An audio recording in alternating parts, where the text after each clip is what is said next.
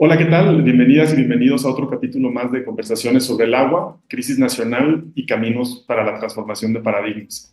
Pues hoy estoy muy contento de que vamos a platicar con Alesia Cachadurian Marras, una hidrogeóloga, especialista justo pues en los temas del agua en el subsuelo, y vamos a estar conversando con ella sobre cuál es el paradigma actual en la gestión del agua en el subsuelo y cómo podemos pensar en otros modelos, en otros paradigmas para poder atender la crisis que estamos viviendo como país.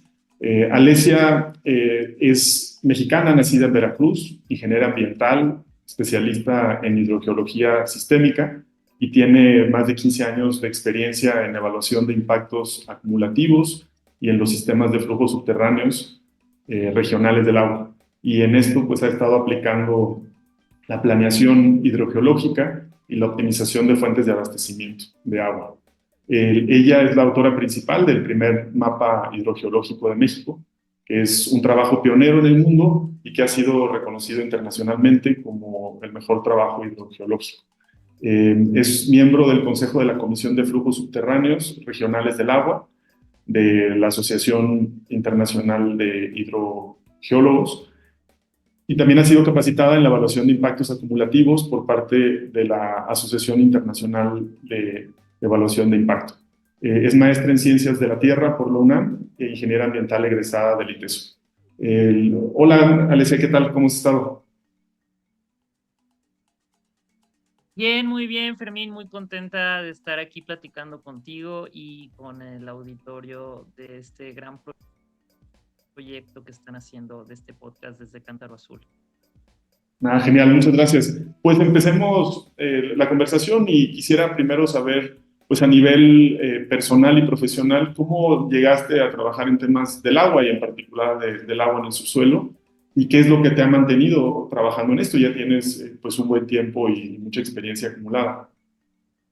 Pues mira, soy nacida en el puerto de Veracruz, tuve la fortuna de crecer viendo el mar y desde que tengo uso de razón había cierta curiosidad y preocupación de por qué se descargaban las aguas negras directamente al mar, ¿no? Que se generaban en el puerto de Veracruz. Y, y lamentablemente, sí, gran parte de mi infancia crecí con esta preocupación sobre el tema de la contaminación, la falta de un manejo adecuado de los residuos sólidos urbanos. Y cuando era niña, yo creía que para la edad que tengo ahora, eso ya no iba a estar ocurriendo, al menos en Veracruz. Entonces siempre hubo esa curiosidad, es estar observando las dinámicas que ocurrían a mi alrededor con este contacto directo con la naturaleza, ¿no? Que fue crecer al lado del mar. Y, y después tuve la fortuna de, de ser becada por el ITESO, en donde cursé ingeniería ambiental, pero en aquel momento ingeniería ambiental a nivel nacional y en el mundo se dividía en la parte de ingeniería ambiental verde y la ingeniería ambiental gris. Y en el ITESO nos dieron la formación en ingeniería ambiental verde, que es la parte de prevención, ¿no? De la generación de contaminación, recordando que contaminación es parte es un acto humano. O sea, los impactos ambientales, su única causa son las acciones y las actividades humanas, ¿no? Entonces, el acto de contaminar es agregar una energía o una sustancia que altera los procesos naturales, ¿no? Entonces, fue como ir entendiendo las distintas formas de los procesos que tienen los ecosistemas y ver pues cómo las personas pues estamos interactuando y etcétera. Fue ahí en la universidad en que pues de forma voluntaria empecé a colaborar en entender cuáles eran los impactos ambientales relevantes que generaba la construcción de una presa para almacenamiento de agua que tenía el objetivo de llevar agua para la zona metropolitana de Guadalajara, los Altos de Jalisco y las zonas de León, ¿no? Y fue entonces empezar a ver que efectivamente, pues se pueden tener objetivos, o sea, al final lo que queremos es pues poder vivir y generar las necesidades que tenemos las personas, y justamente tenemos que tener esta capacidad de observar el objetivo y a partir de ahí ver cuál es la mejor opción para llegar a ese objetivo, ¿no? Sin embargo, pues ese tipo de proyectos de abastecimiento de agua que siguen siendo los que predominan, no solo en México, sino en el mundo, está como, bueno, no revisar si realmente ese proyecto es el más eficiente para lograr ese objetivo. Y de ahí de forma profesional, también tuve la fortuna de trabajar de cerca en procesos de evaluación de impacto para grandes presas de generación de energía eléctrica en el país. Y ahí fue en donde empecé a notar que la componente subterránea del agua pues era eliminada de este proceso de entender de qué manera interactuaba el ciclo de vida de una presa con los otros componentes que había y si realmente estaba cumpliendo los objetivos por lo que se estaba planteando, ¿no? Entonces ahí me empezó a generar como mucha curiosidad, de decir, pero ¿por qué lo eliminamos de la ecuación, no? O sea, ¿por qué no volteamos a ver? Y lo que yo escuchaba, pues de personas con mucha experiencia y de tomadores de decisiones era, pues a ver, es que estás hablando de agua superficial porque estamos represando agua superficial, o sea, es el agua de un río, nada tiene que ver con el acuífero, o si llega a tener alguna interacción, es mínima. Y pues siempre he sido muy curiosa. Entonces, como que digo, como que no me satisfacía este tipo de respuestas. Y, y tal cual, pues, quien fuera uno de mis mentores en aquella época, me dijo, oye, pues mira, al parecer hay una línea de investigación en materia de agua subterránea. Eh, Tenía la oportunidad de irme fuera de México, pero siempre he sido de la idea en que primero hay que conocer lo que te ofrece el lugar en el que estás, o sea, saber qué es lo mejor que hay en este caso en México, y entonces después salir a buscar otras opciones. Entonces entré al posgrado en Ciencias de la Tierra de la UNAM, y si bien en la UNAM se estudia la hidrología de manera muy amplia, pues como en todos lados, y en cualquier área de conocimiento, puedes tener una parte que está actualizada, puedes tener una parte que esté obsoleta. Y eso ya depende, pues yo creo que de los valores que cada quien tenga. Entonces, lo que a mí no me sonaba era el hecho de formarme con quienes seguían visualizando los problemas del agua, pues con el mismo modelo con el que estábamos viviendo. O sea, yo no lo entendía, pero decía, aquí hay algo que no me cuadra. O sea, ¿cómo me voy a ir a formar con quienes han creado el modelo de administración, con quienes han creado estas grandes obras hidráulicas que son componentes primordiales por los cuales pues está generando tanta injusticia, ¿no? Entonces fue así que empecé a buscar alguna otra línea de investigación y al final fue con la que me formé. Pero en realidad fue una elección de vida y profesional que me fue llevando, porque también trabajé mucho en cuestiones de movilidad urbana, muchísimo, pero el agua siempre me fascinó por su capacidad de pues de mostrarnos que en realidad somos parte de un mismo sistema y que es indivisible y que a través del agua puedes ir conociendo muchísimos otras realidades, otros mundos y que Sí, podrá a ti gustarte la música clásica y al otro el rock, pero cuando nos tenemos que sentar a hablar en materia de agua, se tienen que disolver esas diferencias eh, para poder llegar a un punto de acuerdo en algo que es el agua, que no es ni público ni privado, ¿no? Es un componente común en cualquier parte, ¿no? Es el Claro. principal bien común que tenemos, que es el agua, ¿no? Donde confluye el carácter privado y el carácter público, es un bien común. Y eso lo tiene el agua y el aire, ¿no? También. Claro. Entonces, pues, o sea, como dos elementos importantes en tu trayectoria han sido, pues, la inspiración de estar en el territorio directamente, ¿no? O sea, como decías, el mar en Veracruz, después también cuando veías estos proyectos de presas y pues, tenías como esa inspiración directamente en el territorio. Y también creo que mencionas, pues, en la maestría, no, en la licenciatura en ingeniería ambiental, el haberte formado también, pues, desde una perspectiva más multidisciplinaria, ¿no? Que me parece que Sí, te ayuda a reconocer que hay una fragmentación en cómo estamos analizando el agua y cómo estamos gestionándola y administrándola, ¿no? Y entonces, como para entrar totalmente. perdón. Totalmente, en realidad creo que un buen ingeniero ambiental, una buena ingeniera ambiental es aquel que se entiende como un buen director de orquesta. Es decir, en el ambiente hay muchísimos instrumentos, pero uno tiene que saber cuándo tiene que tocar más el trombón que el violín, ¿no? Entonces, ahí fue que yo me di cuenta que digamos que el instrumento del agua en la parte subterránea, pues siempre lo callaban, pero siempre estaba como ahí sonando y yo decía, pero ¿por qué? ¿Por qué lo callan? ¿No? O sea, ¿por qué si está ahí siempre presente Claro. el tema del agua subterránea? ¿No? Entonces Y, fue por ahí. pues justo platícanos un poco más de por qué lo callan, no sé cuál ha sido el modelo de gestión del agua en el subsuelo que ha operado en México, pues por lo menos por 3 décadas, ¿no? Si no es que más.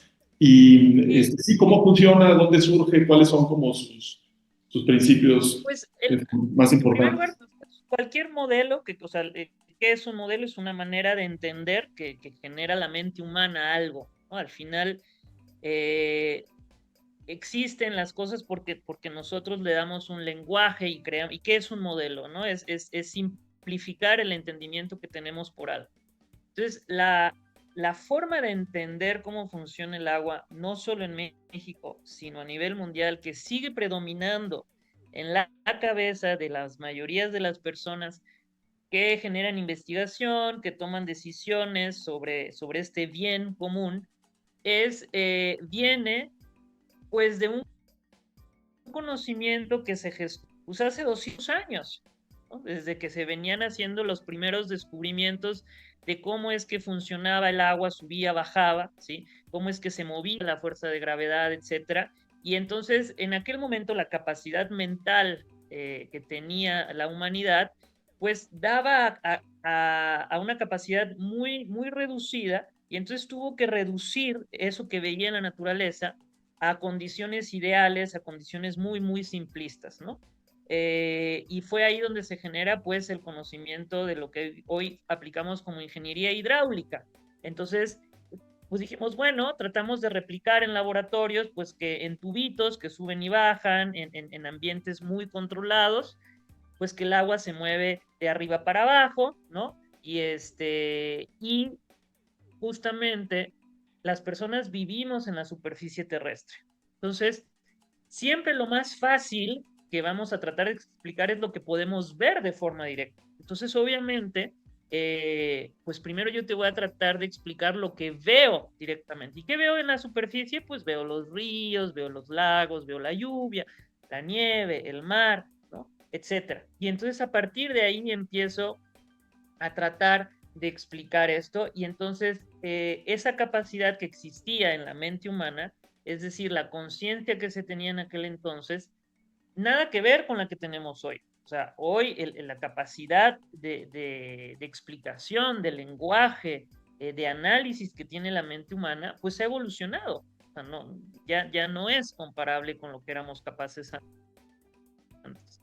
Entonces, de ahí empezó a surgir desde la ciencia, ¿no? Desde esta ciencia del pensamiento lineal, cartesiano, ¿no? De una relación meramente de causa-consecuencia de forma lineal, pues empezó a tratar de explicar lo que se veía en la superficie y entonces se le llamó pues el agua superficial, que quiere decir el agua que lográbamos entender de lo que veíamos en la superficie. Y entonces el mundo subterráneo que es muy difícil de ver, ¿no? Porque no podemos meternos.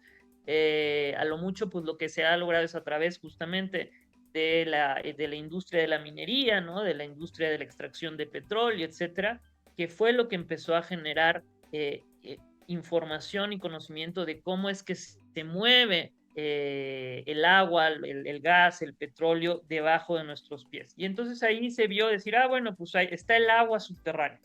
¿Okay? Y entonces ese modelo lo que hizo que, para simplificarnos, pero porque era la capacidad que había hace 300, 200 años, ¿no?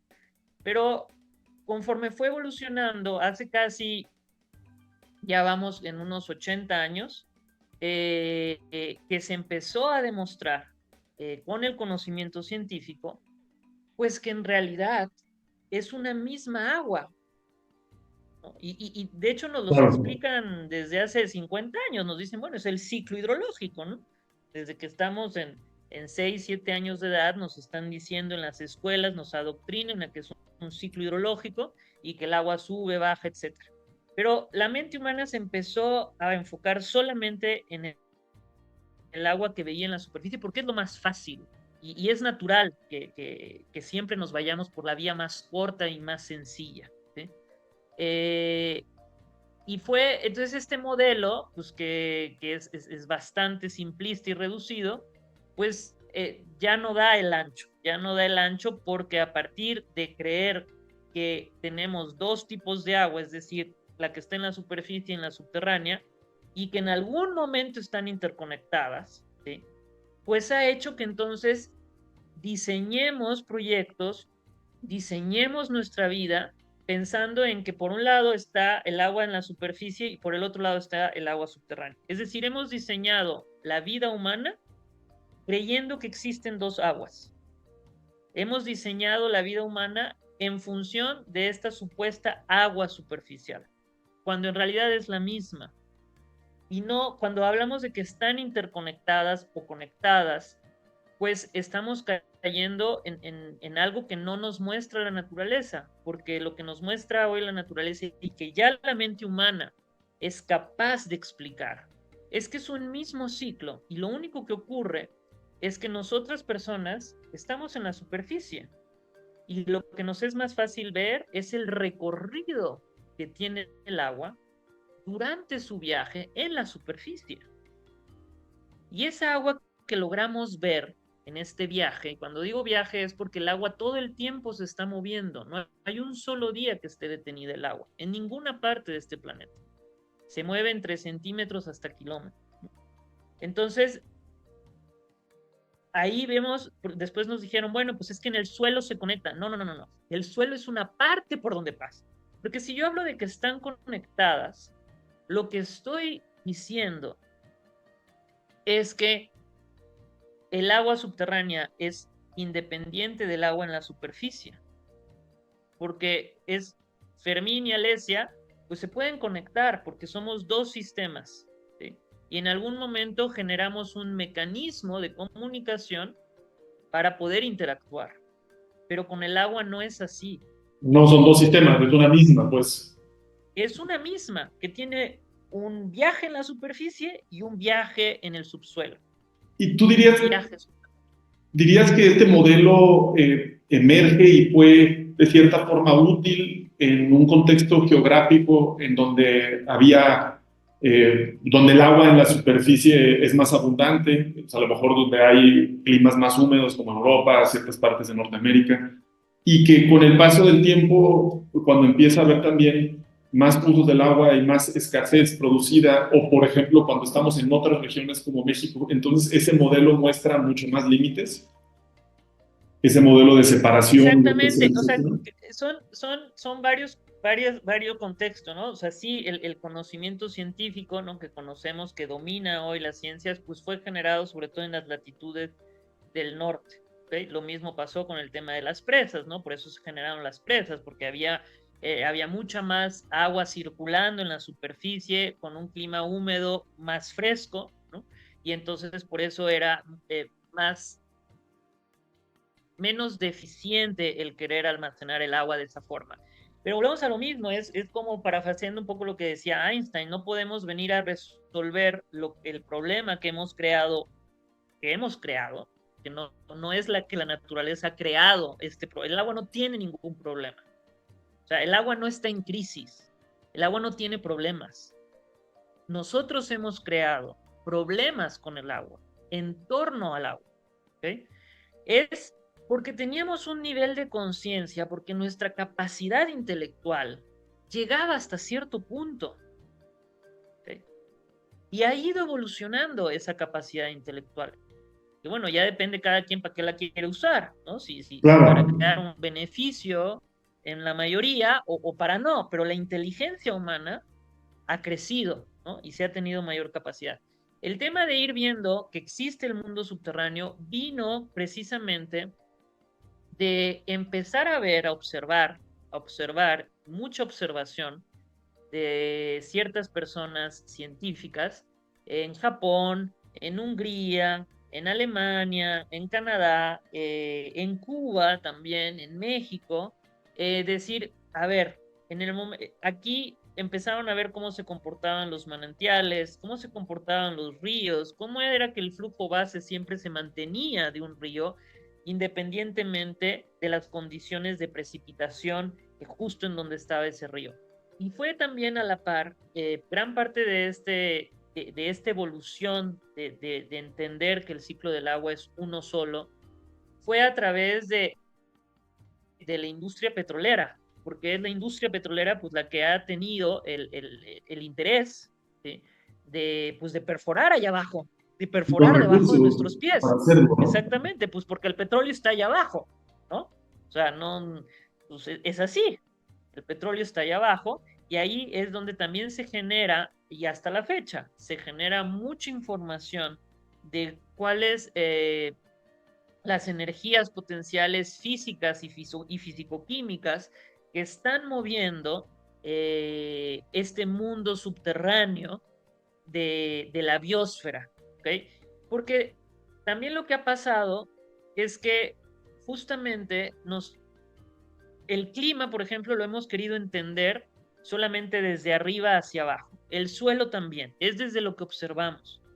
Y justamente esa es la vía más fácil, esa es la vía más fácil que tenemos las personas para tratar de explicar lo que observamos. Pero bueno, si uno es un poco más curioso, como es mi caso, y dices, pues es que esto está muy simple de entender, ¿no? Entonces veamos la parte de abajo, ¿sale? Dice, bueno, si me estás hablando de un ciclo, pues tengo que también entender esta parte que está aquí abajo. O sea, ¿por qué seguimos empeñados en querer explicar Sí, la vida solamente desde arriba? Y esto ha ocurrido que desde los años 60 venimos demostrando, quienes hemos tenido esta curiosidad de voltear a ver, o sea, de sumergirnos y desde abajo querer entender cuáles son las dinámicas del agua, pues se ha demostrado que en el mundo subterráneo está circulando más del 97% de la llamada agua dulce líquida, lo que es que viene de fresh water en inglés, ¿no? Agua fresca, que en el castellano lo hemos traducido a agua dulce, y lo pongo entre comillas porque lo dulce o lo menos dulce es un adjetivo, es una percepción que damos nosotras las personas, ¿no? sí, sí, sí. Entonces, digamos que el agua de la que dependemos nosotros, es decir, la que no está en la nieve y que no está congelada y la que no está en los mares, ¿sí? Ese es el 97 al 99% del agua, está circulando de forma subterránea. Y lo que nosotros vemos en un río, en un lago, en un humedal, en un pantano, en la humedad atmosférica, incluida el agua que está en tu cuerpo, en el mío, en el de todos los animales y en el suelo, en este preciso momento que tú y yo estamos platicando, si yo tomo una foto de cualquier paisaje en el que estemos, resulta que entre el 1 y el 3% de esta agua dulce líquida la vemos en la superficie. ¿Sí? Y el resto, en este momento, Sí. está circulando por debajo de nuestros pies. Y oye, ¿cuáles han sido las consecuencias de verlo así? O sea, ¿cuáles son las consecuencias de este modelo de gestión que separa el agua en agua subterránea y en agua superficial? ¿Cómo esto ha comentado a la crisis de nuestra relación con el agua? Pues como tú bien decías, en fragmentarnos, inclusive desde los que somos los estudiosos, que tenemos la fortuna de generar información, investigación, conocimiento, pues ahí andamos, ¿no? Te dicen, no, es que tú eres especialista en agua superficial y tú en agua subterránea. No, no, no, a ver, a ver, a ver. Quien entiende al agua, no vamos a estar haciendo estas divisiones, ¿no? Porque sería como decirle al médico, no, pues tú solamente entiendes de la cabeza, ¿no? Y no entiendes de los pies, porque es un poco lo que nos han dicho, es como si el agua, la sangre que está circulando en tu cabeza es diferente a la que está en tus pies. Cualquier persona te va a decir, no, a ver, espérate, es la misma sangre, ¿sí? Que está circulando y moviéndose de arriba para abajo en el cuerpo, y es la misma sangre la que voy a encontrar en tus pies y la que voy a encontrar en la cabeza. Bueno, lo mismo pasa aquí. Eso ha generado justo lo que tú has dicho, es querer ver que entonces genero presas, por ejemplo, para represar los ríos y decir, ah, pues este es agua en la superficie, es agua superficial nada más, y nada tiene que ver con el agua que está allá abajo. Eso ha creado creer que abajo de nosotros existen como una especie de tanques o tinacos o albercas, o que ahora, bueno, le han venido llamando acuíferos o le llaman capas freáticas o mantos freáticos, ¿no? Y como si fueran capitas, ¿sí? Que de acuerdo a la porosidad de la roca o del conjunto de rocas, pues va a tener más o menos agua. Y lo que se ha venido demostrando y seguimos demostrando en México es que no es así. O sea, en realidad, las rocas es por donde está circulando subterráneamente el agua, ¿ok? Y que justamente la diferencia del tamaño de espacio, que es el poro, pues va a hacer que el agua avance, se mueva más rápido o más lento. Pero se mueve, todo el tiempo se mueve. ¿Sí? Entonces, este, esta necesidad humana de querer simplificar todo, ¿sí? Ha llevado a tal grado, pues justamente de decir, no, pues si estoy sacando agua desde la superficie, a través de una presa, o a través de bombear un río, o a través de desviarlo, o a través de captar agua de lluvia, pues nada tiene que ver con el mundo subterráneo del agua, porque es otra agua, es otro sistema, ¿sí? No lo tengo que voltear a ver.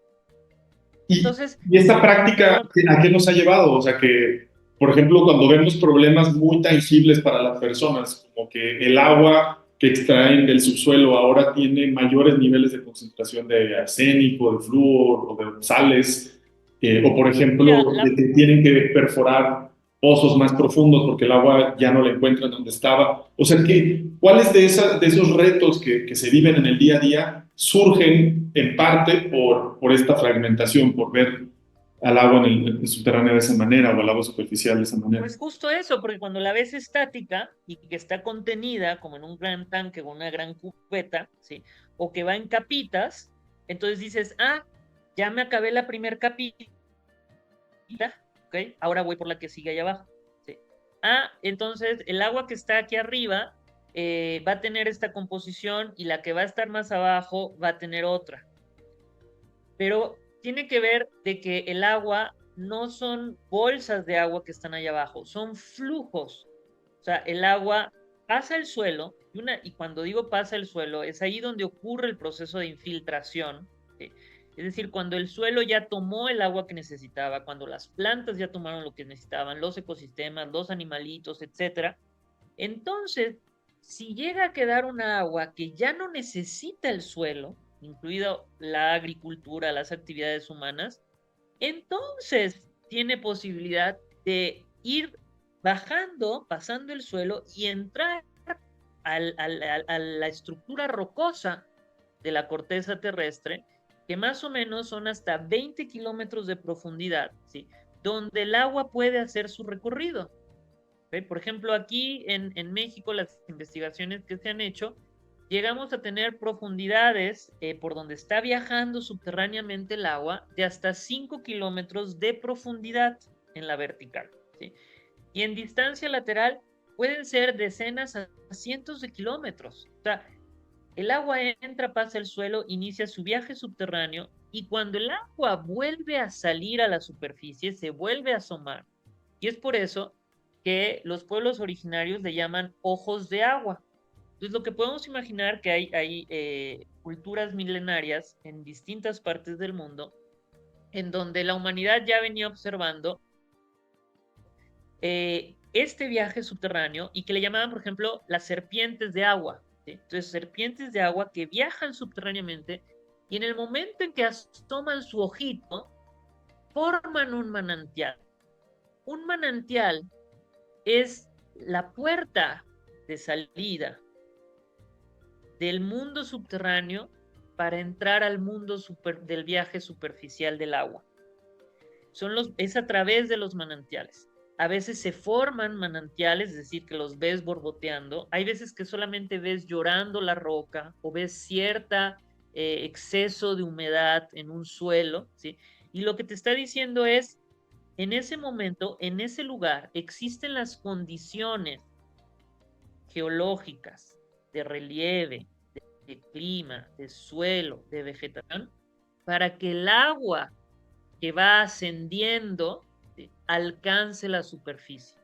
Y es a partir de un manantial que entonces se forman los cuerpos de agua. ¿Qué tiene que ver esto con lo que tú dices de que ahora tenemos una extracción que está obteniendo agua con altas concentraciones de ciertos componentes? Pues es que al ser flujos subterráneos y que pueden recorrer todo tipo de formaciones rocosas que van a tener diversidad de composición mineralógica, ¿ok? El agua durante su paso pues va cambiando su composición química. En el momento, hoy y no se tiene una mejor o más eficiente forma de extracción, los pozos son el mecanismo de extracción de agua que tiene la humanidad más eficiente. Es lo mejor. Pero el tema es que si yo construyo y opero un pozo sin entender cuál es la dinámica del mundo subterráneo, del agua en el que lo estoy poniendo, ¿sí? Entonces yo no voy a poder diseñar y operar un pozo que esté sacando el agua con ciertas características. Que ese pozo, al estarlo yo operando a través de la bomba, yo no esté, por ejemplo, afectando la presencia de manantiales o esté alterando el agua que está sacando otro pozo, porque es un sistema. Estos flujos no tienen divisiones. Es como una madeja, es como si imagináramos una madeja de hilos que están perfectamente ordenados, con una jerarquía, ¿sí? Y que van viajando por toda la corteza terrestre. No existe un solo lugar en la corteza terrestre en donde no esté circulando subterráneamente el agua. ¿Esto qué quiere decir? Que no hay un solo lugar en el planeta donde no hay agua. Lo que pasa es que hemos simplificado a tal grado las cosas que creemos que en todos lados entonces voy a sacar la misma calidad de agua. Que ojo, calidad de agua es un adjetivo antropocentrista. Sí, Es claro. qué composición quiero yo en este preciso momento para mi beneficio. Y el agua te dice, a ver, yo dependiendo del lugar y de mi viaje subterráneo, ¿sí? Y de lo que me hagan allá arriba y de las plantas por las que pasé y etcétera, y si estoy más cerca del mar o no, o estoy en un ambiente más frío, lo que sea, voy a ir cambiando mi composición. Puede ser que en este lugar solamente puedas extraer agua que te sirva para hacer zapatos o que te sirva para la industria, no sé, textil o para producir berries. pero lo que el ser humano es bastante caprichoso, entonces dice, no, yo porque aquí nací, aquí quiero que se dé la papaya, el cuero, la industria tecnológica y todo lo demás, y que además tengamos presas, etcétera. Entonces, la industria hidráulica, la tecnología, la ingeniería hidráulica es la que permite que podamos extraer el agua y llevarla a donde la necesitamos para producir nuestras actividades. El reto que tiene la ingeniería hidráulica, ¿qué es la ingeniería? La ingeniería es la aplicación del conocimiento científico. Eso es lo que hace un ingeniero, es bajar el entendimiento científico para materializarlo. Porque de nada me sirve entender cómo funciona el ciclo hidrológico de forma integral si yo no soy capaz de que este pueblo tenga una fuente de abastecimiento. O sea, gracias a la ingeniería hidráulica es que hemos desarrollado las actividades humanas, es que tenemos la industria que tenemos en México, es que tenemos el crecimiento económico que tenemos con todas sus deficiencias, ¿no? Entonces, lo que necesitamos es integrar este cambio de conocimiento científico para que entonces la ingeniería hidráulica, ¿sí?, sea menos desequilibrada en relación a los procesos hidrológicos.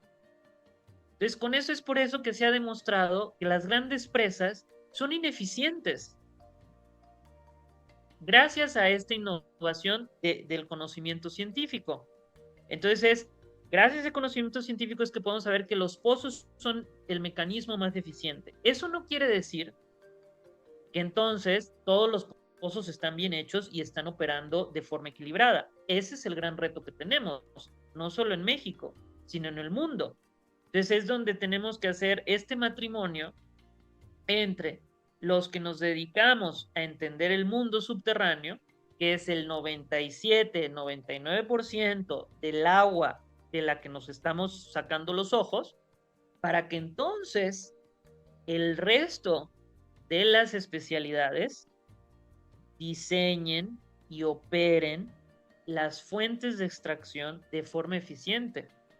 Y justo nos podrías dar algunos ejemplos, o sea, como prácticos para poder aterrizar estos conceptos que estás mencionando de cuando se empieza a ver al agua como un sistema regional de flujos, ¿qué cambio puede haber en resolver los problemas en una región específica? Por ejemplo, pues, en primer lugar, es ir desmontando esta narrativa de la escasez. Cuando entendemos que es un ciclo hidrológico cerrado, ¿sí?, y que la mayor cantidad de agua está circulando subterráneamente y que no es el clima local el que condiciona y origina el agua que está circulando, entonces ya no tenemos argumento para dividir, por ejemplo, a México entre el sureste y el resto del 60% del territorio nacional, que es un clima árido, semiárido, cálido, ¿okay?, en donde nos dicen en el 60% del territorio nacional no hay agua. A ver, espérate. Hay agua. Lo que pasa es que hay menos recorriendo en la superficie. ¿Sí? Y lo que ocurre en el sureste es que tienes mayor agua circulando en la superficie, o sea, logra haber tales condiciones climáticas para que se conserve, ¿sí?, ese viaje en la superficie y también en la parte subterránea. Eso hace que entonces, por ejemplo, ya no siguiéramos construyendo presas, ¿sí?, que son totalmente ineficientes. ¿Por qué son ineficientes? Porque el caudal base de una presa es agua subterránea, es agua son flujos subterráneos que están emanando. Y resulta que los estoy evapotranspirando. Entonces, por eso un pozo es más eficiente, porque no está en contacto con la evapotranspiración. Porque la estoy sacando subterráneamente, entonces no estoy perdiendo agua por la radiación y el calor solar, ¿no? Entonces, ya eso hace que, por ejemplo, digas, pues no vamos a estar perdiendo agua, ¿sí?, a través de una evapotranspiración masiva. Además, ya después viene la cuestión del grado de vulnerabilidad, ¿no? Porque es más fácil contaminar una presa directamente, ¿no?, y directamente le tiras basura o lo que sea, es mucho más fácil proteger un pozo, por ejemplo. Eso hace el entender que son los sistemas de flujo los que están llevando la gran cantidad de agua, ¿sí? Que entonces, por ejemplo, no estemos creyendo, ¿okay?, que en un clima donde no llueve en este momento, no hay agua allá abajo. Y en nombre de eso es que hemos dejado a grandes porcentajes de la población en México y en el mundo sin acceso al agua. Pero, por ejemplo, ahí o sea, cuando dices que las presas en esos contextos, pues no son la forma de ver la solución, o sea, es como una de las cosas sería invertir el recurso, en vez de invertir en un lugar específico en la presa, es invertir en que exista más infiltración y que entonces pueda haber más, o sea, el flujo en el subsuelo pueda, pues, tener más No, disponibilidad. ahí O es sea, sustituir las presas por sistemas de pozos. Y antes de crear más presas, tiene que ver con algo que ustedes trabajan, es el reducir la extracción. No tenemos, o sea, estamos sacando demasiada agua de forma muy rápida y descontrolada, sea a través de presas, o sea a través de pozos, o sea directamente bombeando el río, o sea directamente bombeando los manantiales. Eso lo que está haciendo es que justamente los tiempos que lleva a los flujos subterráneos sus procesos de regeneración, pues no van acorde a lo que nosotros queremos, a nuestros tiempos tan cortitos que tenemos, ¿sí? Entonces, el entender que el agua está en capas, pues es lo que hemos estado haciendo, pues perforo más profundo y perforo más profundo, y entonces digo, aquí arriba ya no hay agua. No, lo que pasa es que estás bombeando de tal forma que no estás permitiendo que se regeneren esos flujos que están hasta arriba, ¿sí? Entonces, en el caso de una presa, no es que promueva, y no es la infiltración, es la recarga, que esa es otra cosa. Lo que pasa es que estar promoviendo la recarga hace ahí un truco, ¿sí?, que es también incorrecto en relación a la dinámica del agua. Cuando tú entiendes que el 99% del agua funciona a través de un sistema jerárquico de flujos regionales, uno entiende que el proceso de recarga es demasiado lento en relación a los intereses de la humanidad. Y lo que tengo que más bien estar controlando es la velocidad y cantidad con la que estoy extrayendo el agua. Porque por más protección de recarga que hagamos, si yo sigo extrayendo agua de la forma en la que se está haciendo, no va a haber o sea, los ecosistemas no se pueden sostener porque va entrando el agua muy lentamente y de ahí a que hace todo su viaje subterráneo, yo ya estoy interceptando de forma aceleradísima y desordenada a través de los pozos. Por eso es que necesito conocer muy bien cómo funcionan los sistemas de flujo para decirte, ok, tu forma más eficiente son los pozos. Pero aún así, antes de sacar más agua con los pozos, pues ciérrale la llave, pero ciérrale la llave a los grandes extractores. Es decir, si tu industria no necesitas una calidad de agua de este tipo, necesitas esta otra, pues utiliza esta otra. Si en lugar de 10 litros puedes producir lo mismo con 7, pues hazlo con 7. Oye, si el agua que ya utilizaste industrialmente hay capacidad de que la vuelvas a reutilizar, reutilízala. Lo primero es reducir la extracción. ¿Y cómo reducimos la extracción? Reutilizando. Ese es en donde tenemos que enfocar. Si ya reutilizamos todo lo que se podía reutilizar, si ya reduje al mínimo la cantidad de agua que necesito para las actividades, bueno, entonces ahora vayamos a extraer con el mecanismo más eficiente, pero que esté diseñado con la dinámica hidrológica de ese lugar. ¿Qué quiere decir?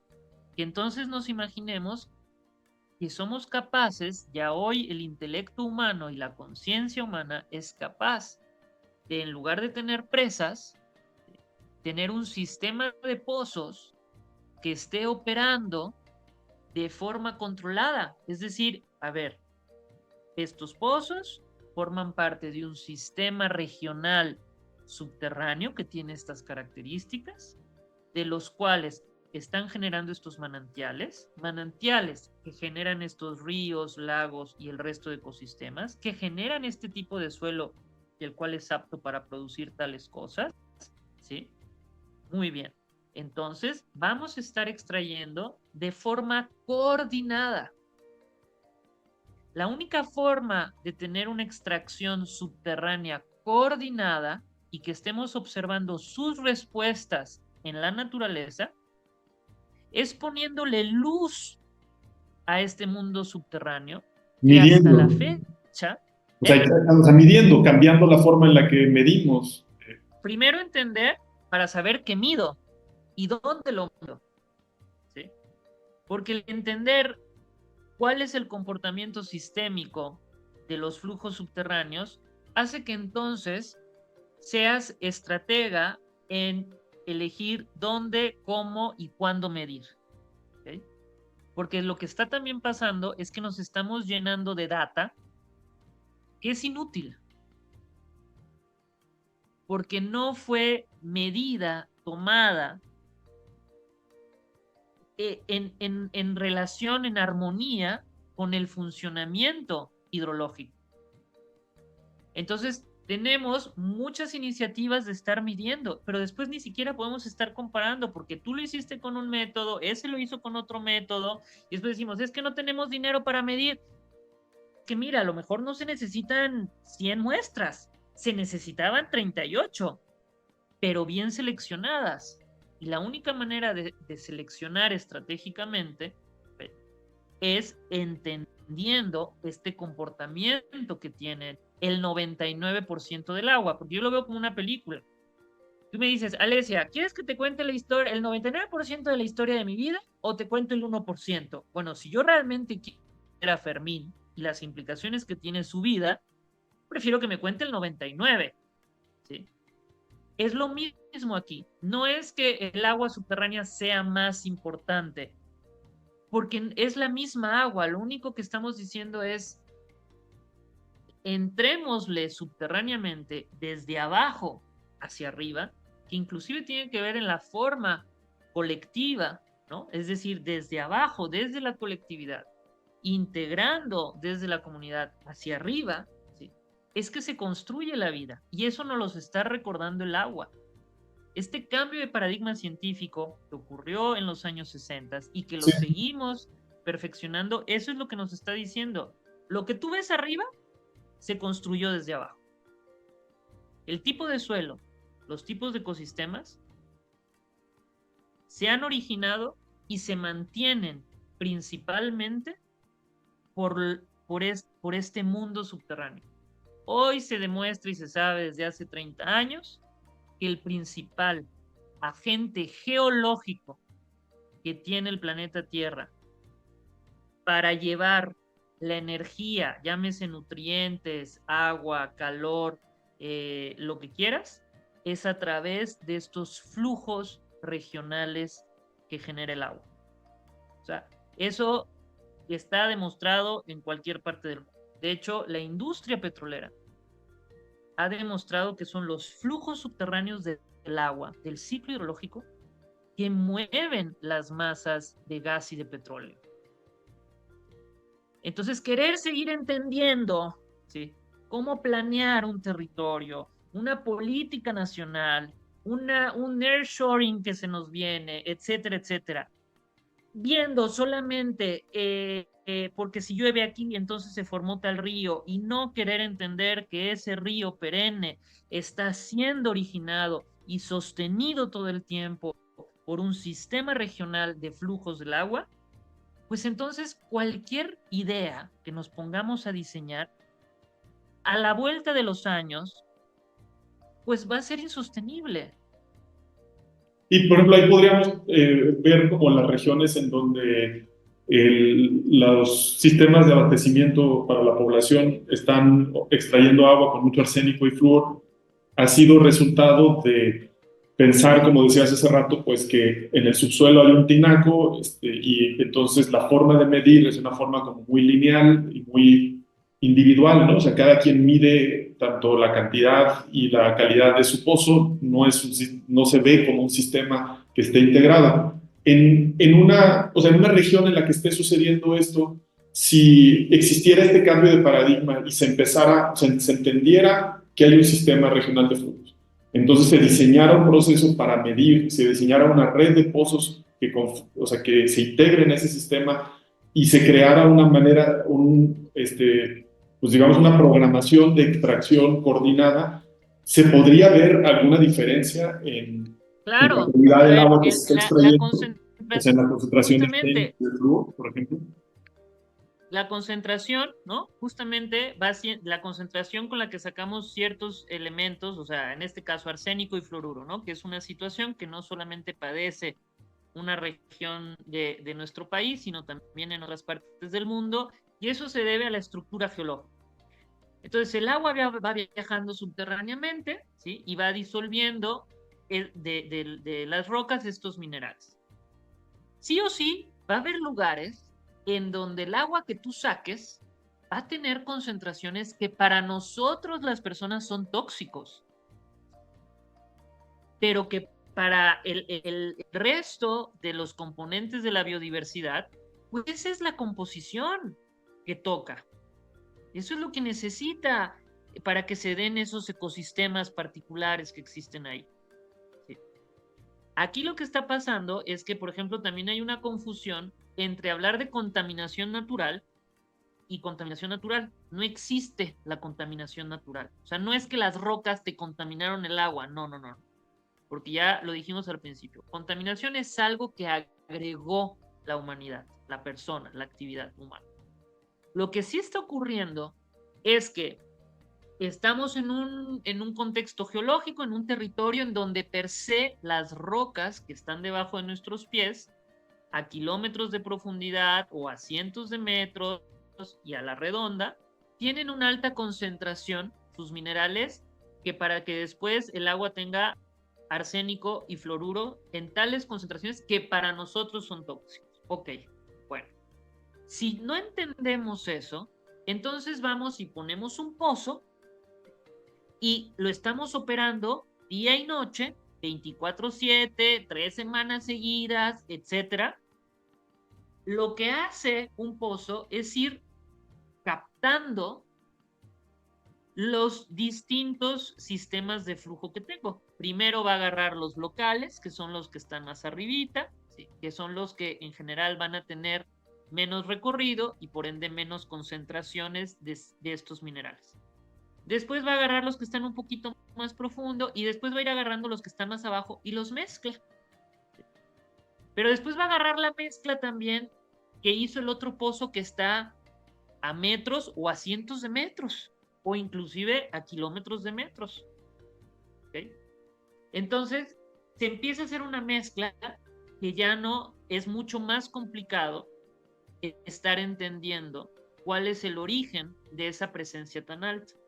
En México, gracias a este cambio de paradigma, gracias a aplicar correctamente la teoría de los sistemas de flujo regionales, porque una cosa es mencionarla, otra cosa es entenderla y otra cosa es desarrollarla y generar soluciones con ella. Y eso hay que ser bien claro.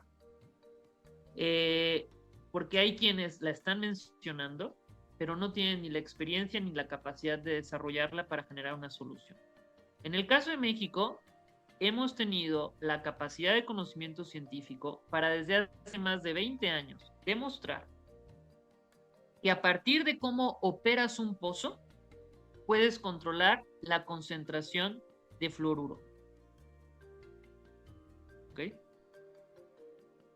Lo que no hemos generado es investigación o que una industria diga, yo pago este trabajo para que entonces se sepa cómo desde la operación de un pozo podemos controlar, por ejemplo, la concentración de arsénico. Es decir, En el momento en que los que somos investigadores o que desarrollamos conocimiento de forma científica, no importa si estés en la academia o no, has entendido cómo funciona subterráneamente el agua, es que tienes la capacidad de entonces generar soluciones que no vayan descosidas del funcionamiento integral que tiene el ciclo hidrológico. Entonces, ¿hay una condición natural hidrológica de cierta composición química? Sí. Que no necesariamente con eso vamos a lograr que entonces en cualquier lugar vamos a tener el agua exactamente como la queremos. No. Eso sería un mundo plástico, eso sería pues, algo que no existe. Pero lo que sí podemos hacer es decir, ok, ya entendí que aquí los flujos, por el tipo de contexto geológico, va a tener un rango de concentración de estos componentes o de estos elementos. Esa es la condición natural que hay aquí. Lo que además, porque o yo estoy llegando contaminantes, ¿sí? O yo estoy llegando a tal grado de alteración de la dinámica subterránea de estos flujos, que entonces estoy sacando con concentraciones que van por encima de lo que de forma natural estaría llegando. O sea, estoy acelerando, estoy incrementando. Entonces, eso es lo que nos permite el entender, el voltear a ver. Hoy por hoy, en el mundo, nuestros colegas que dominamos este conocimiento, la prueba que tenemos y la forma como de medirnos es un buen hidrogeólogo, una buena hidrogeóloga, es aquella que va caminando en cualquier paisaje y lo que ve en el paisaje entiende cuál fue su origen subterráneo. Es decir, lo que yo estoy viendo, este tipo de árboles o este tipo de calidad de agua o esta temperatura de agua, puedo saber qué es lo que está ocurriendo subterráneamente para que eso se esté manifestando en la superficie. O sea, lo que tenemos arriba es como, yo me lo imagino a veces como una alberca, ¿no? Siempre vemos las albercas por arriba. Cuando te metes hasta el fondo de la alberca y volteas a ver para arriba, dices, ah, mira, se ve distinto, ¿no? Pero cuando ves el fondo de la alberca, el color, el tipo de piedra, la profundidad, etcétera, es que entiendes pues que arriba haya tal coloración, que se vea con tales características el agua. Y voy a regresar a un caso específico que mencionaste, ¿no? Esto que para también pasar a la dimensión de entender y de compartir pues con tanto yo como con la audiencia. El ejemplo que mencionas de la extracción de agua con concentraciones de fluoruros, dices, bueno, si entendemos mejor el sistema regional de flujos, podemos modificar la manera en la que se está extrayendo el agua de los pozos y se puede reducir la concentración. Eso, ¿por qué sucede? ¿Cuál es el mecanismo en el que eso sucede? O sea, yo lo que me imagino es que si tienes pocos pozos que están extrayendo mucha agua, el porcentaje del agua que está en otra, o sea, dentro de ese sistema de flujos está en una región en la que ya hay más concentración, pues te va a llegar, te va a aumentar la concentración que estás recibiendo. Pero si tienes tienes más pozos con menos extracción, logras estar accediendo a una parte del sistema de flujos que su concentración es menor. O sea, ¿es por eso o qué es lo que está detrás de ese mecanismo de que se puede lograr tener menos concentración de fluoruros? En primer lugar, justo, es parte de este entendimiento es que no son mecanismos lineales, ¿no? En este caso estás metiendo solo una variable que es la cantidad de pozos. Esa es una variable. Un pozo es un sistema, ¿okay? que también hay que tener ahí un cambio de paradigma. Cuando hay un cambio de paradigma en el conocimiento científico hidrológico, entonces al pozo ya no se le ve con desdén, ya no se le ve con respeto y se le dice, a ver, el pozo es un sistema y hay que entenderlo como tal, que está embebido, o sea, es un sistema artificial, hidráulico, creado por el humano, que está embebido en un sistema hidrológico, hidrogeológico de la naturaleza. Entonces, entonces primero entendamos al sistema hidrogeológico, que es al que se debe el pozo, y después entendamos que el pozo es un sistema. Lo que está ocurriendo ahí con lo que tú dices es que me estás poniendo solo una variable, cantidad de pozos. Pero el pozo tiene muchas otras variables que hacen que su operación, cada pozo es un sistema que es único e irrepetible. Eso es también lo que no hemos entendido porque creemos que el mundo subterráneo es igual en todos lados o que se va a comportar y no vamos y le preguntamos directamente al agua, oye, ¿tú cómo te comportas en esta región? Los pozos tienen que ser diseñados en esa función. Eso es algo que en general en México no se hace. Así como el pozo, igual como se construye en Monterrey, es la misma forma en cómo van y lo construyen en Campeche.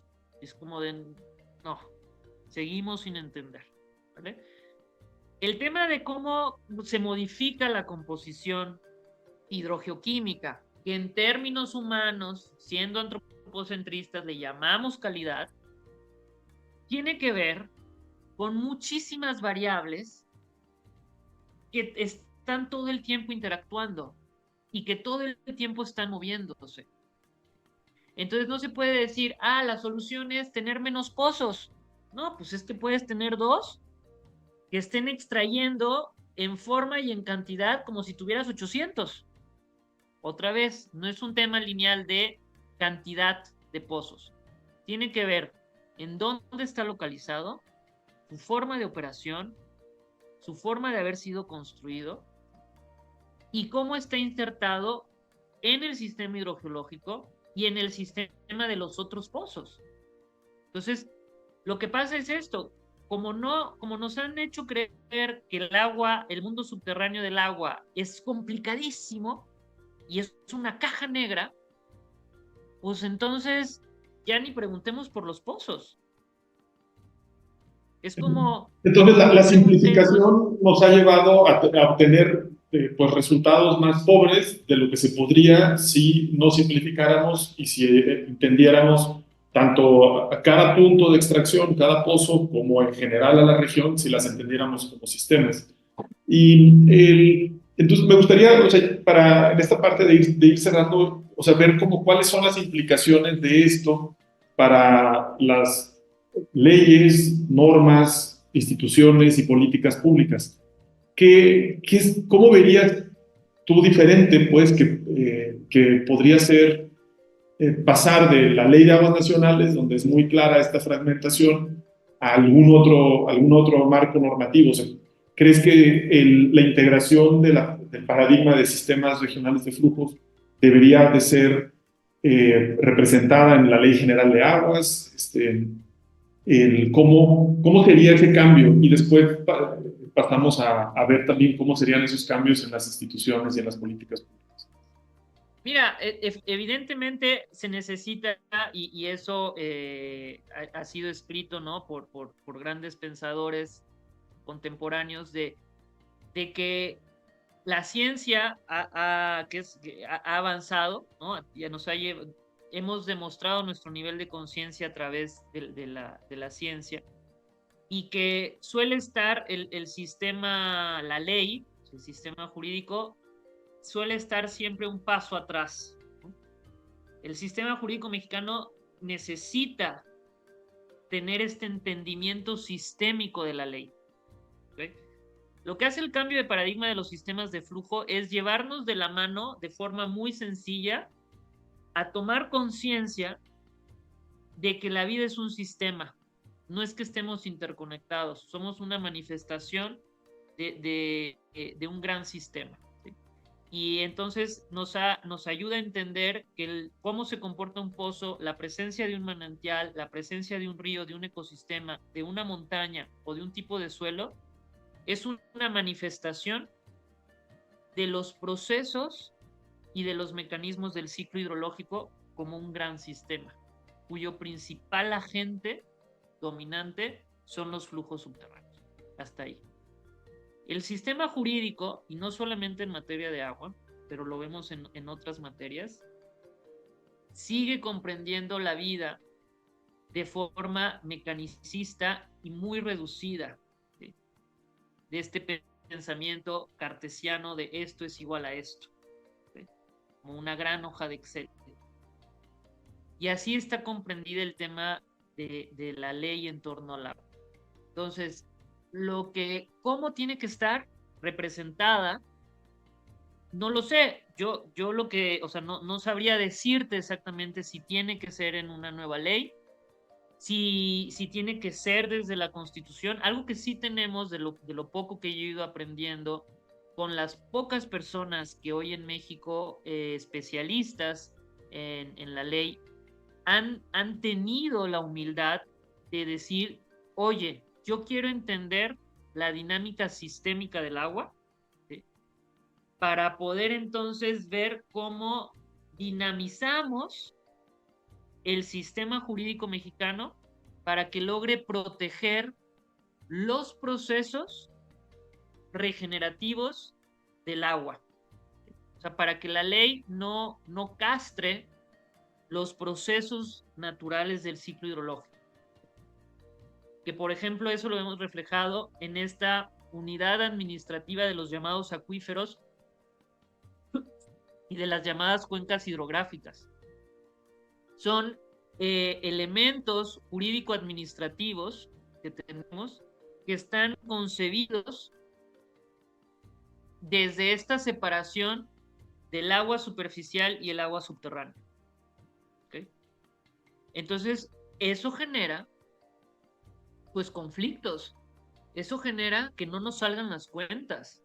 Eso genera que, por ejemplo, para tomar decisiones en cuanto a permisos, de a quién, para qué damos agua o para qué no en un lugar, resulta que en un mismo territorio, llámale territorio municipal, pues la disponibilidad de agua superficial sí da y la disponibilidad de agua subterránea no da. O sea, eso naturalmente es una psicosis, no existe. Eso hace que entonces estemos planeando desde la unidad de cuenca hidrográfica, que no es lo mismo llamar cuenca unitaria o cuenca hidrológica, que incluye su parte subterránea con su recorrido en superficie. ¿Por qué? Porque entonces yo en la cuenca hidrográfica, con esa unidad que está delimitada solamente por el escurrimiento en superficie, que ya regresemos, el escurrimiento que nosotros vemos en superficie a lo máximo llega a ser el 3% del agua. Es decir, estoy planeando con una unidad que me representa solamente el 3% del agua que está en juego. Bueno, y de ahí, pues entonces, pues podríamos ir, ¿no?, identificando todos la presión que estamos generando en las relaciones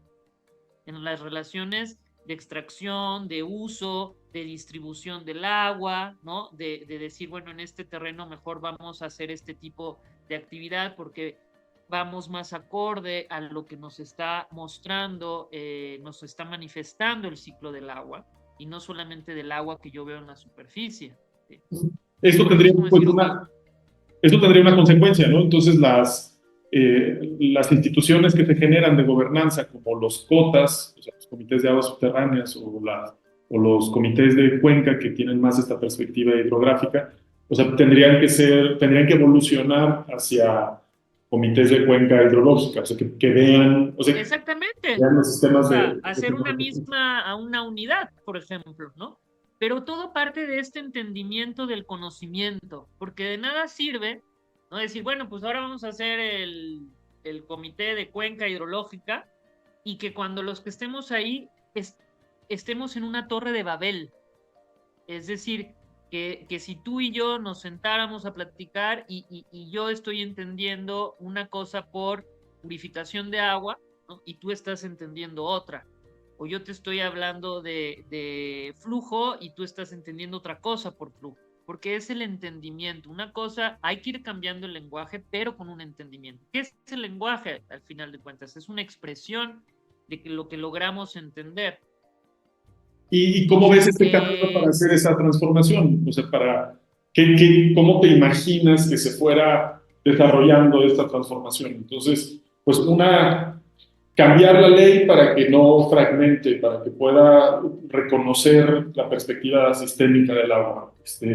Ir cambiando los espacios de gobernanza, como lo mencionamos ahorita, pero ir generando también un lenguaje común, que capacitándonos. empiece a reemplazar la forma en la que se veía el agua antes de manera fragmentada en el lenguaje que tenemos, en los conocimientos que utilizamos. ¿Puedes platicarnos un poco más, también ya para ir cerrando, en cómo te imaginas esta Pues que evolución o esta transición hacia otro paradigma?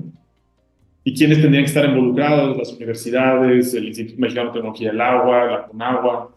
Eh, Pues mira, como toda evolución del conocimiento, o sea, evolución de la toma de conciencia de la humanidad, pues lleva su tiempo. No sé si ahora esto tomará más o menos tiempo, ¿no?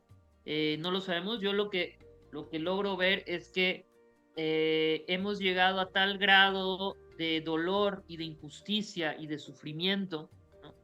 Que ha generado el seguir eh, con este entendimiento reduccionista y fraccionario del agua, que me parece ya suficiente motivo, ¿no? Para, en primer lugar, reconciliar, ¿sabes? O sea, creo que tiene que ver mucho desde las personas que son altamente afortunadas de poderse dedicar a la investigación, sin importar desde qué institución y sector público o privado, pero de ir reconciliando los saberes. O sea, todo este conocimiento que se ha generado del agua en su viaje en la superficie, reconciliarlo con el conocimiento del mundo subterráneo. Pero ahí tenemos que ser también pues pues un examen de autoconciencia, es decir, yo no me puedo sentar a buscar soluciones o hacer adecuaciones con personas que yo, por ejemplo, me formé con el viejo modelo. O sea, yo me formé con la creencia de que era el agua superficial y el agua subterránea. Yo me formé entendiendo a los acuíferos. Me formé con la idea de escasez de agua. ¿Sí? Pero fue una decisión pues personal, de conciencia, de decir, esta narrativa, este modelo de querer entender la naturaleza, no cuadra con lo que estoy viendo en el viaje. No cuadra porque sigue generando más dolor e injusticia. Es un modelo que responde a otro nivel de conciencia. Entonces, si yo lo que realmente busco es reducir la presión que se ha generado, si yo lo que realmente busco que todas las personas tengan un acceso, por lo menos que accedan, al menos que todas las personas accediéramos al derecho humano al agua y saneamiento, al menos. O sea, ¿por qué es posible que en otro país sí puedas tomar agua directamente del grifo, independientemente de tu ingreso económico profesional? ¿Por qué sí es posible en otro lugar y aquí no es posible? Eso fue lo que a mí me llevó a decir, a ver, aquí hay algo que no está, o sea, que no está cuadrado.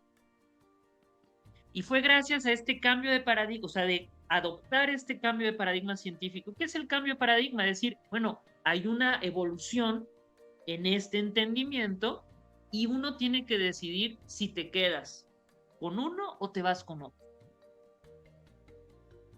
Yo lo que he visto en mi ejercicio profesional, estando en la academia o ya no estando en la academia, es que el haber elegido entender esto, uno, me cuadra ya lo que veo en el paisaje, y dos, ha permitido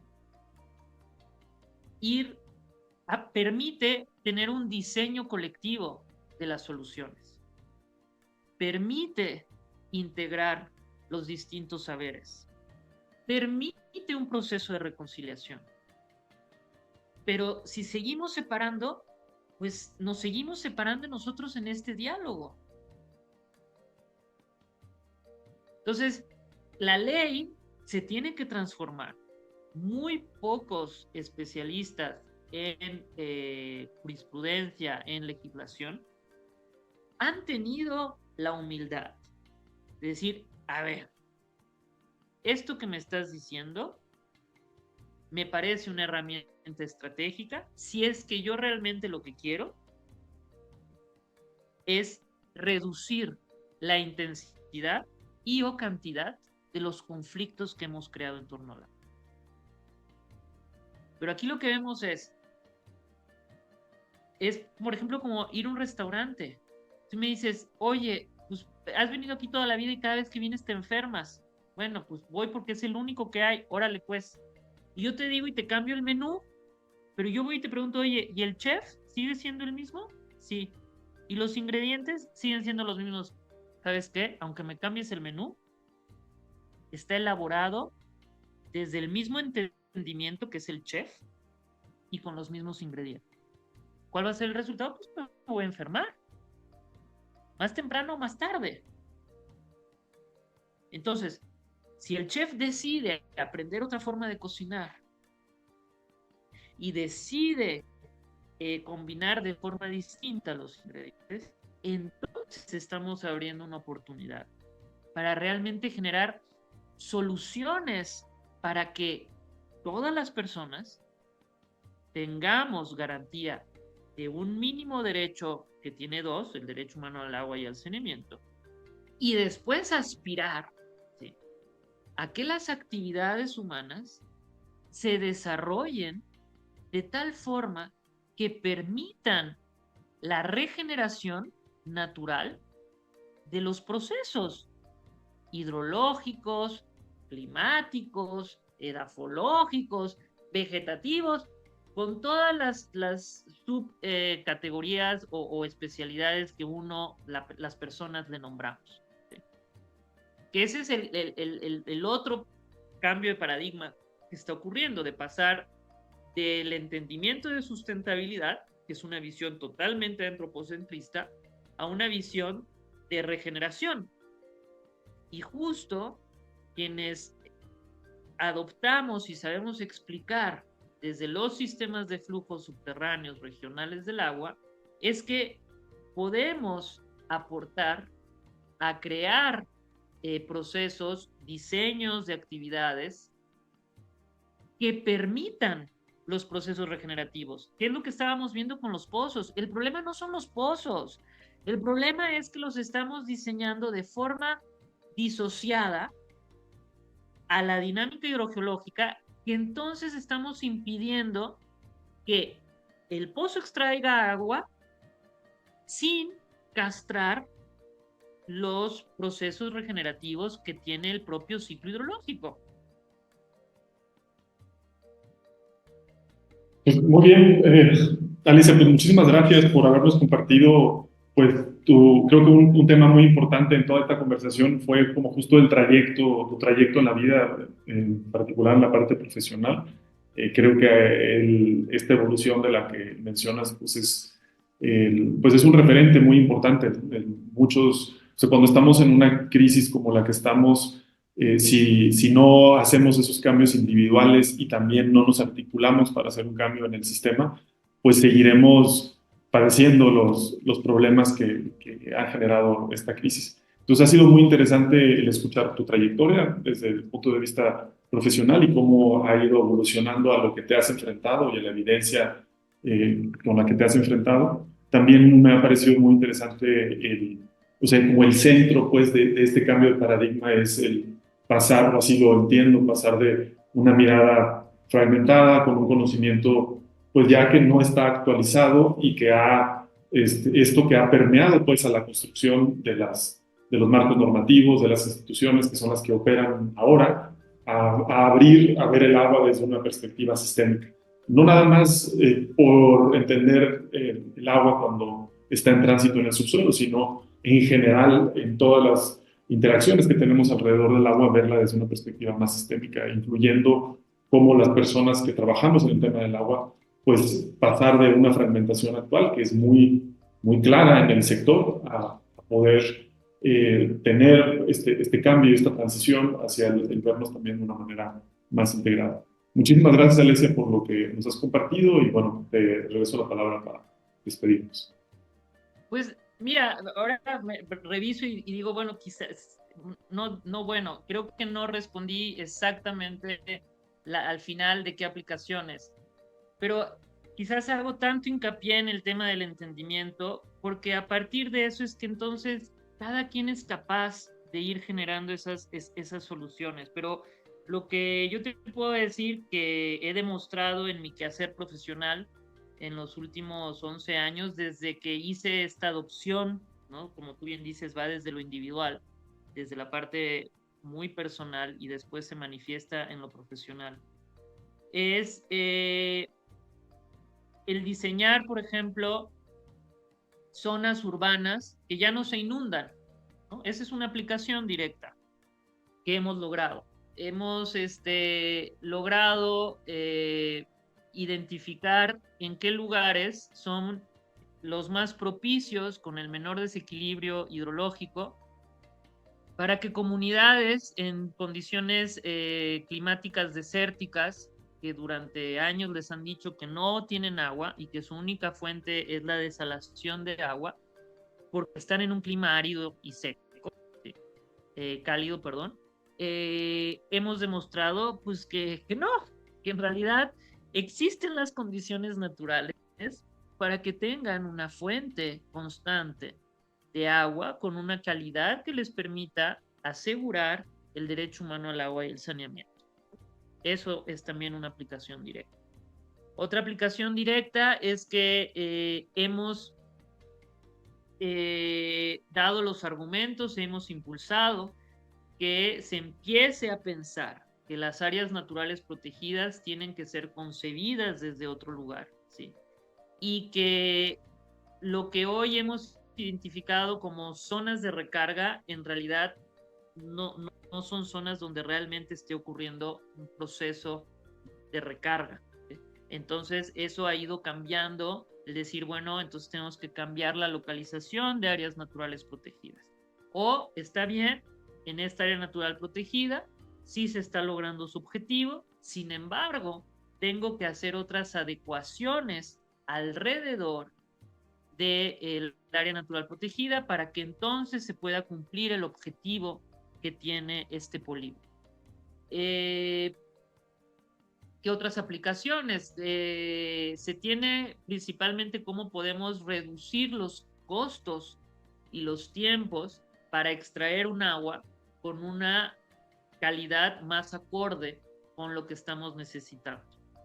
Hemos también identificado cómo es que entendiendo el sistema hidrogeológico y entendiendo cómo está embebido el sistema de extracción por pozo, es que entonces se aumenta la capacidad del ciclo de vida de un pozo. En decir, en México estamos alrededor de unos 20, 25 años de duración de un pozo y enseguida te dicen, ay, no, ya no saca agua porque se acabó el agua.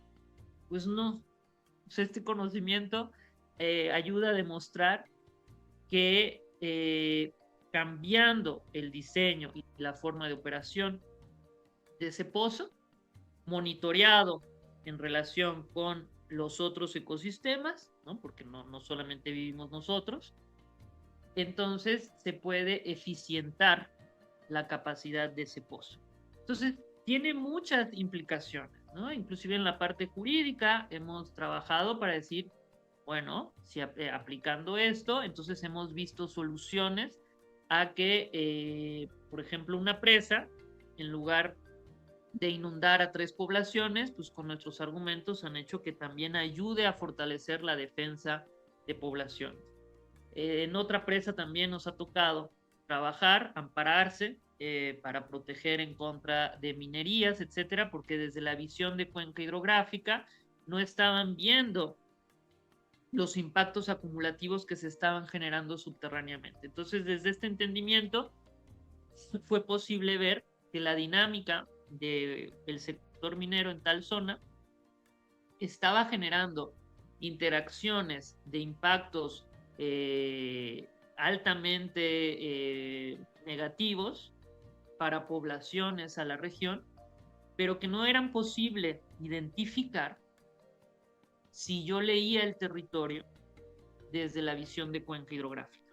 En el momento en que integramos este conocimiento, se pudo entrar en un proceso de defensa y de negociación con los distintos generadores de cambio. Lo que hace este cambio de paradigma es que le da el justo lugar que cada quien tiene y tenemos en relación con el ciclo hidrológico, porque cada territorio tiene un lugar diferente en el ciclo hidrológico. Yo puedo estar en una zona de recarga primordialmente, pero tener procesos de descarga local.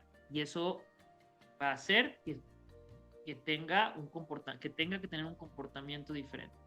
Tú puedes estar en una gran zona de descarga, pero que también tiene procesos locales de recarga.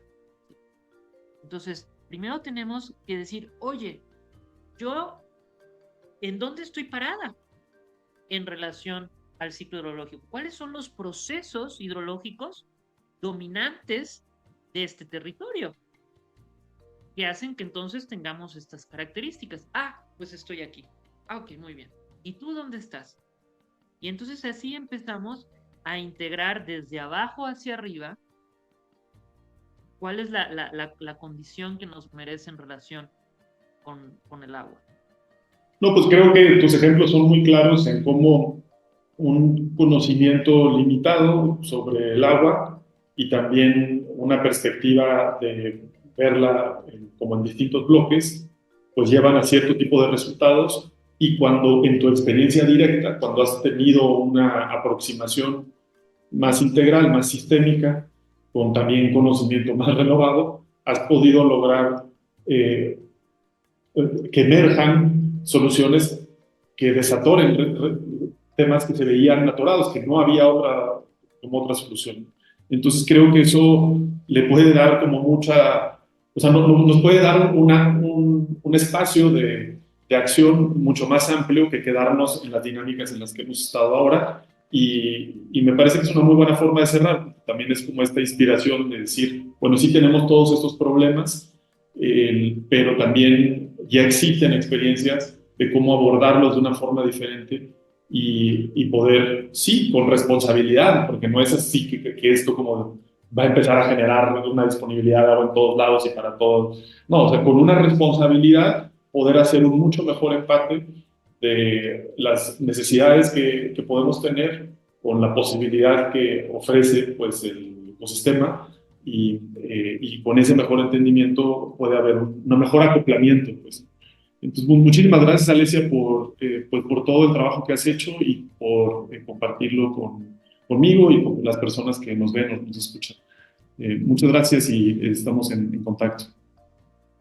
Pues gracias a ti, Fermín, por tener esta curiosidad, ¿no? Y por seguirle apostando a que, pues a ir incrementando esta conciencia evolutiva. Y bueno, podríamos seguir hablando por horas.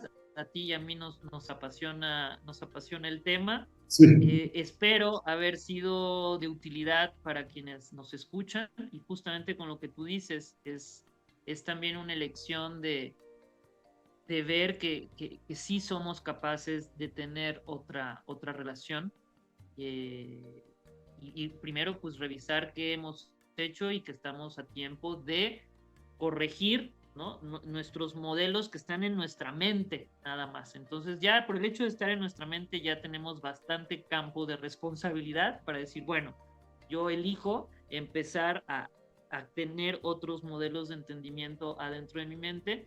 Y sí, en especial es un llamado para todas aquellas personas que trabajan en voz del agua, pues de decir, bueno, a ver, ¿no?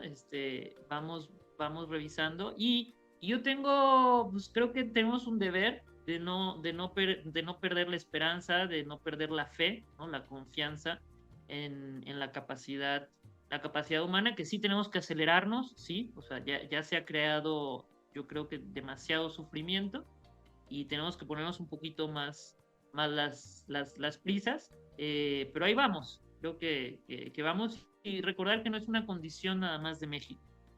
Creo que eso también ayuda no a relajarse y decir, bueno, pues si esto pasa en todo el mundo, pues sigamos aquí así. No, pero entenderlo como una condición de la conciencia humana.